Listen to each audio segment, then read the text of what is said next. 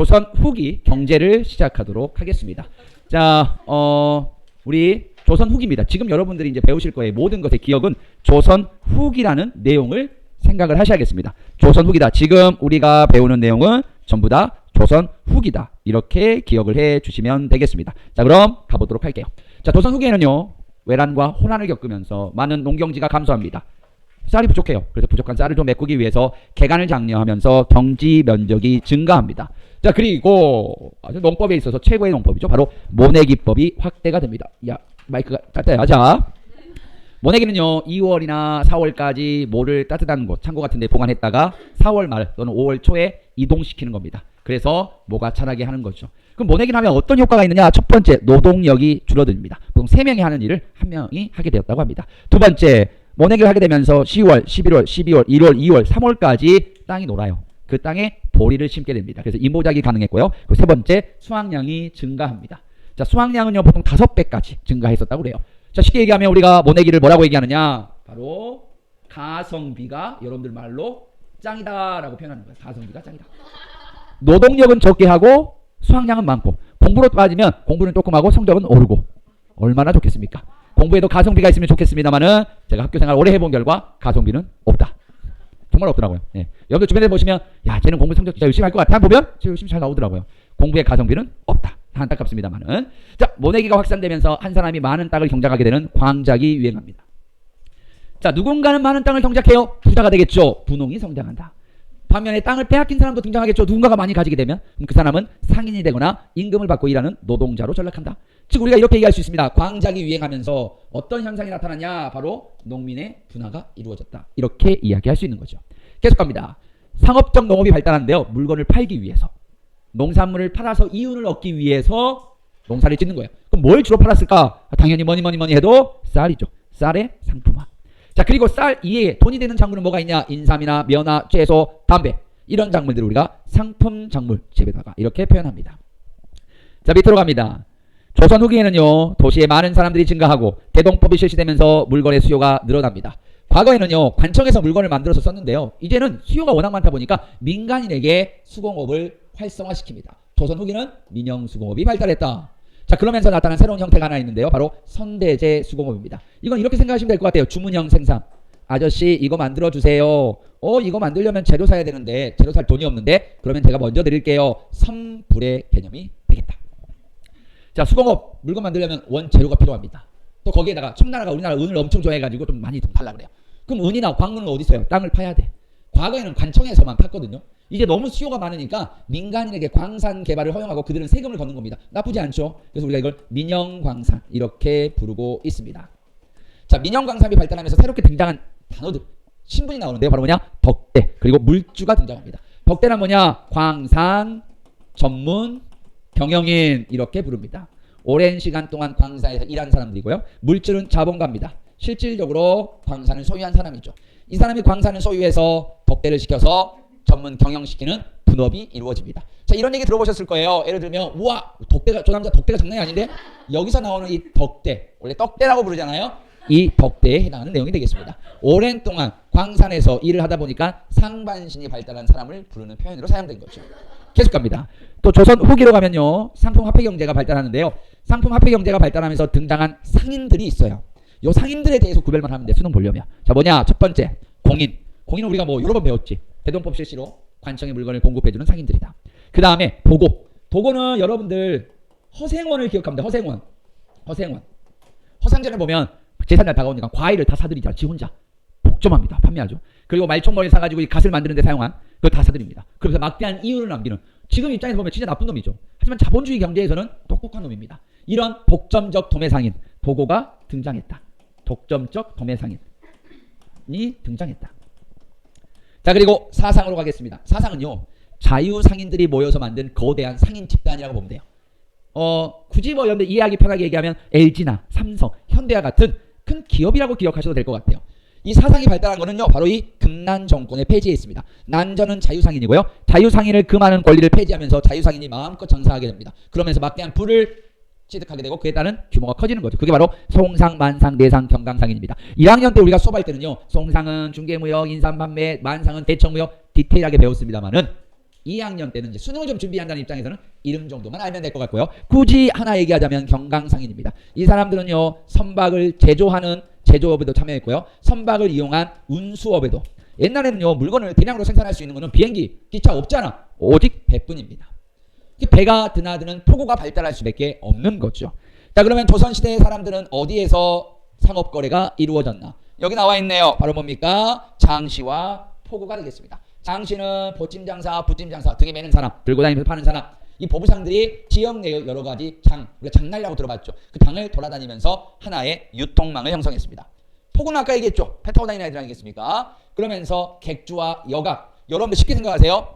배 타고 왔잖아요. 하루 자고 가야 되잖아요. 숙박하는 곳이에요. 그런데 숙박만 하는 게 아니라 돈도 빌려주기도 하고, 그 다음에 상업 거래도 하고, 뭐 그렇게 여러 가지 역할을 하는 무역센터의 개념이라고 보시면 되겠습니다. 규모에 따라서 객주와 여각으로 분류가 됩니다. 객주가 조금 더 규모가 컸다고 그래요. 자, 대무역으로 가도록 하겠습니다. 대무역은요, 개시와 후시를 기억하셔야 되는데요. 개시는 국가와 국가끼리 하는 공무역입니다. 나라끼리 하는 무역이죠. 후시는요, 개인끼리 하는 사무역이 되겠습니다. 선생님 어떻게 발달하나요? 둘 다 발달해요. 둘 다. 그러면 이렇게 상업거래 하는데 뭘 활용하느냐? 바로 지금의 화폐 상평통보를 활용하고 있습니다. 자, 그렇게 보시면 되겠고요. 계속 가도록 하겠습니다. 자, 신분질서분합니다. 작년 9월 모평에도 출제가 됐었네요. 자, 신분은 우리가 양천제입니다. 양인이거나 천인이거나. 양인은 세금 내고요. 과거 동시 가능하고요. 관직에도 진출합니다. 천인은 세금 안 내고요. 관직 진출 불가능합니다. 자, 그런데 이 양인을 가지고요. 세 단계로 구별합니다. 그걸 여러분들과 함께 보도록 하겠습니다. 자, 여기 보시면 색깔 바꿔갈까요? 빨간색으로요. 자, 장이 바뀌었으니까 얘네들을 우리가 양인 이렇게 부릅니다.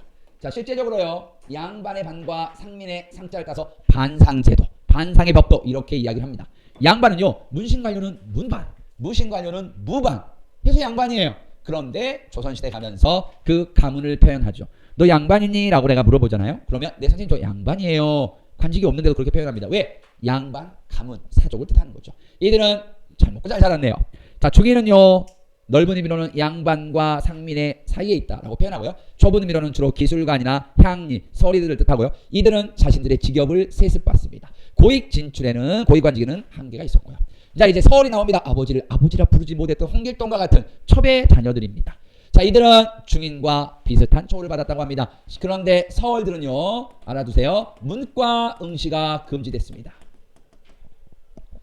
상민은 농민 수공업자 상인이고요. 당연히 농민이 제일 많습니다. 이들은 주로 세금을 냈고요. 법적으로는 과거응시 가능하고 관직에도 진출 가능합니다만은 과거응시를 어떻게 하니? 농사지를 바빠 죽겠는데요. 자, 천민은 대부분 노비입니다. 공노비와 사노비. 자, 백정. 자, 여기서 구별하셔야 할게요. 고려시대의 백정과 반드시 구별해야 됩니다. 자, 고려시대 백정은요. 농민을 지칭하고요. 조선시대 백정은 도축업자입니다. 전혀 다르죠. 자, 광대가 되겠습니다. 광대. 춤추고 노래하는 분들. 아마 이렇게 얘기하면 아니 우리 오빠들이 광대라니 우리 오빠들이 천민이라니 이렇게 이야기들 하시는데요. 개념이 다르죠. 그때하고는 지금하고는. 그때는 뭐 좀 이렇게 지금은 뭔 천민이고 지금은 뭐 광대예요. 지금은 우상이고 지금은 뭐 엄청난 부를 획득한 그런 거 아니겠습니까? 아이돌 꿈꾸는 분 있어요? 저희 학교에서도 좀 아이돌이 좀 나와야 되는데 지금 잘 안 나오고 있어요. 혹시 아이돌 꿈꾸는 분 있어요? 한유진이요? 야, 한유진은 이미 데뷔했잖아요. 보이즈 플래닛 9위로 이번에 데뷔했잖아요. 그 그룹명이 제로베이스 원. 자, 사족 중심의 향촌 지배체제 보겠습니다. 우리 유양서는요. 앞 시간에 배웠던 내용입니다. 유양서는 수령을 보좌하고요. 향리를 감찰하고 하나 빠졌네요. 바로 풍속을 도와하는 일을 하고 있습니다. 자, 그리고 지역 양반들의 모임을 향해라고 합니다. 자기 조상들 중에서 여기에 참석했다. 뭐 뼛속까지 양반이라고 보시면 되겠습니다. 또 사족에는 양반들을 중심으로 서원과 향교가 향약이 운영이 되었습니다. 조선 후기에는요. 신분 질서가 변화되었는데요. 자, 여기서 여러분들 기억하셔야 될 건 이겁니다. 바로 뭐냐? 조선 후기가 되면 양반들이 분화가 돼요. 어떻게 바뀌었는지. 또 중인들이 있어요. 중인들이 신분상승 운동을 하거든요. 서울과 기술직 중인들이 자신의 신분을 올려달라고 합니다. 과연 성공했는지 한번 보시고요. 상민들이 신분이 많이 올라갔거든요. 어떻게 올라갔는지도 보시고요. 노비들도 신분이 올라갔거든요. 어떻게 올라갔는지 그 내용을 보시면 되겠습니다. 자, 갑니다. 양반의 계층 분화는요. 이렇게 나눠집니다. 분당 정치와 세도 정치를 경하면서 끝까지 살아남은 권력을 가진 양반, 권반. 그리고 중앙 정계에서 밀려나서 지방에서 양반 생활하는 향반. 그리고 제대로 몰락한 또 여러분 점심시간에 절대 남겨서는 안 되는 잠반. 이렇게가 있겠습니다. 중인 갈게요. 자, 서울들은요 전부 다 상소를 했대요. 야, 우리 신분 좀 올려줘 하니까 서울들은 그들의 신분이 완화됩니다. 방금 저의 행위가 영상에서 어떻게 나올지 심히 궁금스럽습니다만은 반면에 기술직 중인들은 좌절됐습니다. 자, 상민이 신분이 올라가면 돈을 받고 관직을 받습니다. 두 번째, 돈을 받고 아예 신분을 올려줍니다. 그리고 이도저도 안 되면 족보를 구매합니다. 또는 위조하기도 하고요. 자, 너비들은 외란과 호란에서 전쟁에서 승리합니다. 납석 신분을 돈 받고 올려줍니다. 자, 세 번째, 도망갑니다. 네 번째, 노비 종모법. 원래는요 일천즉천이었어요.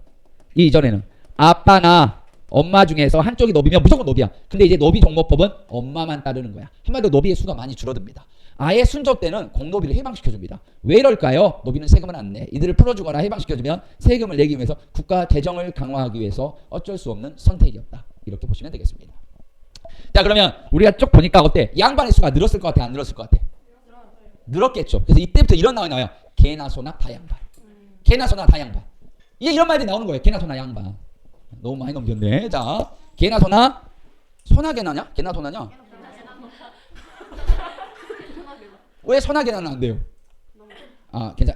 개나 소나네요. 자, 보겠습니다. 개나 소나 다 양반이 되면서 향촌에 변화가 나타납니다. 왜? 다 양반이야. 개나 소나. 사족의 향촌 지배력이 약화되죠.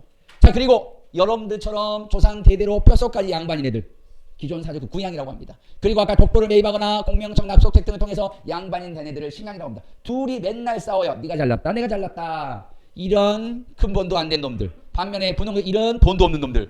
잔반 저리 꺼져 막 이런 식으로. 그러다 보니까 둘이 싸우다 보니까 이 양반들이 수령의 일에 간섭해 안 해. 안 한단 말이야. 그래서 자연스럽게 수령의 권한이 강화됩니다. 그 수령도요, 이 신양과 사실 결탁합니다. 왜? 신양이 뭐가 많아? 돈이 많아. 자, 그러면서 향의 성격이 바뀌게 됩니다. 그들의 영향력이 약화되고요, 자문기구로 전락하게 됩니다. 한마디로 향의 기능이 지위가 낮아졌다는 거죠. 조선 후기로 갑니다. 세도 정치로 부정부패는 심각하고요, 삼정의 분란과 수탈이 심화됩니다. 삼정의 분란, 지난 시간에 배웠던 내용이 되겠습니다. 반면에 농민의식은 성장했죠. 자, 조선 후기에 또 하나 등장한 게요, 미륵신앙인데요. 일종의 애언사상입니다. 뭐냐? 정시성을 가진 사람이 나라를 구할 것이다. 이렇게 얘기하는 거죠. 자, 정시성 가진 사람 손 들어보세요. 너가 육반을 구할 겁니다. 누구와 함께? 담임선생님과 함께. 혹시 따님이신가요? 그건 아니죠? 자, 방금 그게 그렇게 놀랄 일이었어요? 자, 가겠습니다. 정시가 2명이나 있네. 정시 파이터. 또 묘하게 연결되네. 좋아요. 자, 농민들은요, 장시에서 서로 정보를 주고받고 서당을 다니고 동학과 서학을 통해서 문물을 접합니다. 그러면서 관청에 자신들의 요구를 전달하죠. 소청. 관청에나 길거리에 낙서합니다. 그리고 적극적으로 농민봉기가 발생하는데요. 대표적인 게 홍경내은안과 임술농민봉기입니다. 원인과 전개는 전부 다 우리가 했던 내용이고요. 대응만 보겠습니다. 임술농민봉기에 대한 정부의 대응. 첫 번째, 암행어사 출도요 하지만 실패. 두 번째, 삼정의 잘못된 부분을 바로잡는 기구입니다.